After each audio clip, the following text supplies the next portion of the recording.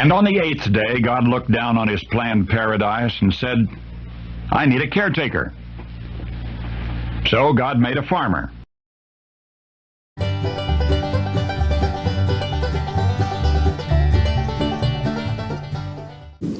Howdy folks, Darren here with you at Cross Timbers Farm. Welcome to 8th Day Chronicles. As you can see, we have an IBC tote frame here behind us.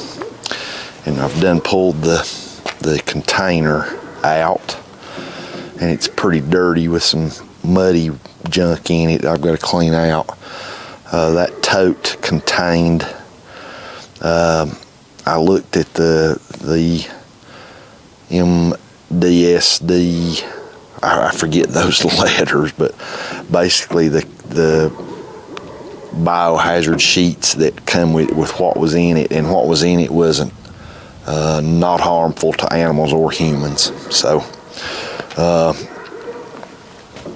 even if you got soaked in it, it wouldn't hurt you, it'd just make a mess. It's kind of like a coloring type thing, but it's non-harmful. So we bought one, and we're gonna make a hay feeder out of it.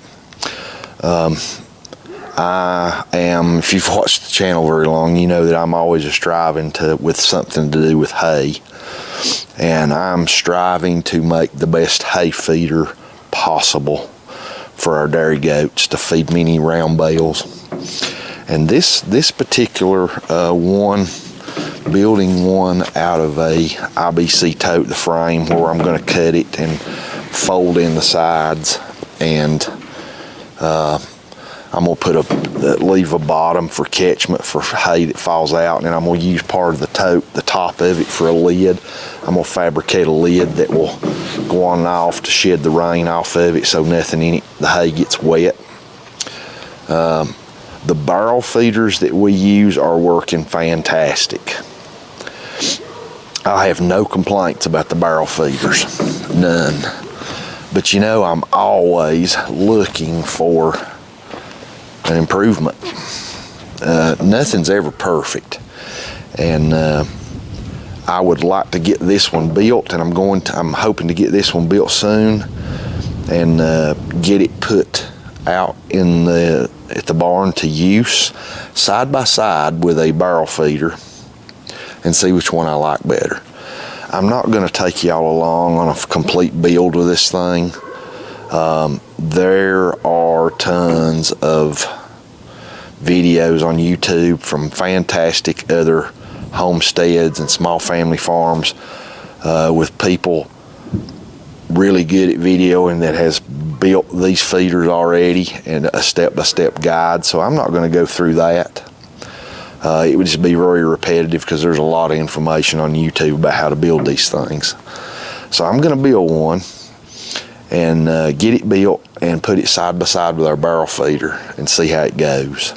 Which one I do like better. I have a feeling from watching some YouTube videos that I'm going to like my barrel feeders better. But you know, you really don't know for sure till you do a side-by-side comparison. So we'll put a fresh bale of hay in one of these when this is done, and we'll park it right beside or right from the barrel feeder, and we'll see which one has the less waste and which does the best at keeping the hay dry and that the animals prefer to feed from. So I'm gonna get started. Like I said, I've got the tote out of it, and I'm getting ready to saw the corners and get it folded in and all that. Then I'm gonna do some washing and cleaning it. Then I really gotta clean this before I start cutting it for a tray for the bottom and a tray for a roof for the top. So, okay, stick with us and we'll see which one of these feeders actually perform the best. Okay, we got the tote cut, the frame anyway, cut and mounted the way we wanted it. What we did, instead of using zip ties, or I've seen some videos folks use zip ties or just some old fencing wire, whatever to put in there, and that would be perfectly fine if you were using a small square bale probably, or just flakes of hay. However, we want a mini round bale, the whole bale, just to lay down in this thing. Okay, so when we did that, we wanted to leave the rail here at the bottom to keep hay from coming out, to hold the pan in. We're going to cut the pan to exactly this height, and that'll keep the pan from just sliding. I've saw a lot of them, people cut the pans and don't leave this bottom rail. They say, well, an animal could get its foot caught in there. I think if you leave the pan in, I've sat and looked at it, and I'm not real sure how an animal's going to keep their feet in that to get stuck, especially if I run some sheet metal screws through the pan into these posts to keep it pulled in tight. I don't know how an animal could get it. Of course, we are dealing with goats, and a goat can get in some predicaments where you're like, wow, how in the world did they do that? So we'll see. That could have to have some modifications. I left these angles out thinking it would help guard the side, but I'm going to have to cut these off. There are just 3 of them on each side. I'll give those a quick cut with a reciprocating saw. One thing that we did do, I saw a video, and I'll give a shout out to More Than Farmers. I saw a video that he did, and he used a piece of aluminum across the middle to make this frame more rigid. I saw one video where a guy did a 2x4 across the middle, and a compromise, I put a piece of PVC pipe through the middle. I didn't have any aluminum, which would have been great, like More Than Farmers channel did, and a shout out to them. Good job with your feeder. I appreciate that video very much. Another guy I saw done one just ran a 2x4 down the middle and attached to your sides for rigidity, and something to attach all this to. And you know, he even made the comment, if it rots and you just pull it out and put another one. Well, once I'm done with this thing, I want to be done. I don't want anything that's going to rot. So I made a compromise and went with a PVC pipe, a 1.25 inch PVC pipe. And then each one of these frames that come down and cross, each one of them's got a sheet metal screw through it all the way across into this PVC pipe. And man, this thing is super rigid now. I believe you could sling it around by this top and it does not wobble. I ran the PVC pipe is attached to the sides here via a 3-inch self-tapping roofing screw that I had left over from our hay equipment shed build. So the 3-inch ones work perfect for that, to attach it, and it's attached all the way across. The problem with pulling it all the way to the top bars and making them join and putting either a hose clamp or zip ties or something like that, suddenly it pulled this in further and further like that, until suddenly my mini round bale was not going to fit in there without sticking way up over the top. And I don't want that, because I'm wanting to put a roof on this for rain protection. So a standard square bale, or just feeding flakes off of a mini round bale or a standard square bale, perfectly fine to do that. But if you want a whole mini round bale to go in this feeder, it's got to be lower. You gotta have more room. It's a bigger bale. So we dropped it down, used the PVC pipe to connect it, and man, it is rigid, and I think it's going to work perfect. Okay, the only thing we lack is to cut these ends off that I cut. I need to go ahead and cut these, and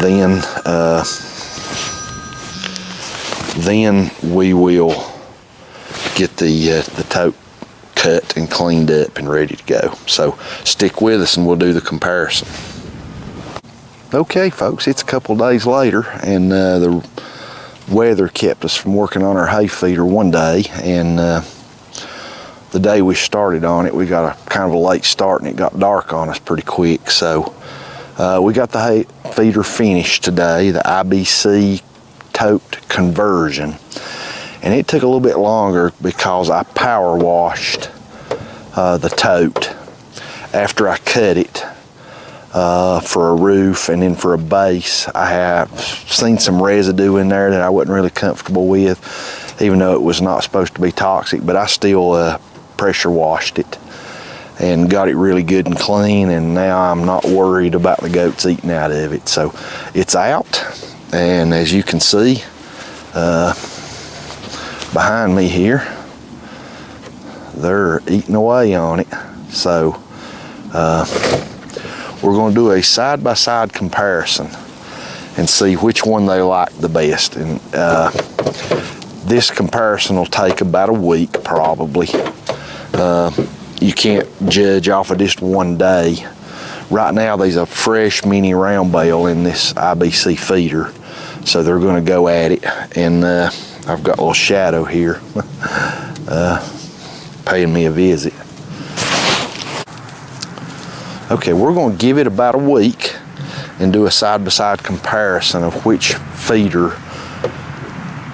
that the goats like best and which one we like best. Of course, they're the ones eating out of it, so what they like is probably going to matter. But if it's not conductive for using for feed, then whether the goats like it or not, we'd have to come up with something different. But so far, they're doing real good.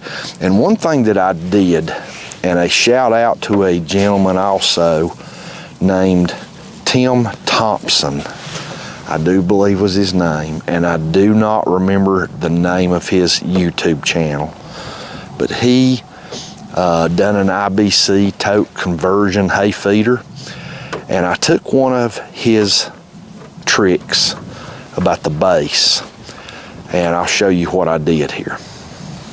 Okay folks, as far as the base goes, as you can see, what I did was cut the base to fit, and then Stormy's decided she's just going to lay down in there. But I took the base and I cut the sides higher, and then I took a torch and heated it up to where it would get soft and bent it over the railing. And she's already eating the scrap hay out of the bottom. There's some pine needles in there. But as you can see, Miss Lana's already standing on it with her head buried up in that hay. But as you can see, I just bent that over, heated it and bent it over and attached it with a few screws. Okay, and so far, so good. We will see which is the best. As you can see, I've got the barrel feeder there, the IBC tote feeder there. Okay, and we've got them side by side almost, and within about a week, we're doing a side-by-side comparison here. In about a week, we'll give you our thoughts on which one the goats seem to prefer and which one we seem to prefer. Okay, two shout outs in this video. One to a YouTube channel called More Than Farmers. I used a lot of his ideas in the roof, and then putting a post through the middle of the feeder. And he used, I think, aluminum, and I didn't have that, so I went with a PVC pipe for the middle. And also, the second shout out to the gentleman I just talked about named Tim Thompson. I believe he's in Australia, if I'm not mistaken. But he, shout out to him for the feeder in the bottom where it curves over to protect the goat's feet. That was a good idea.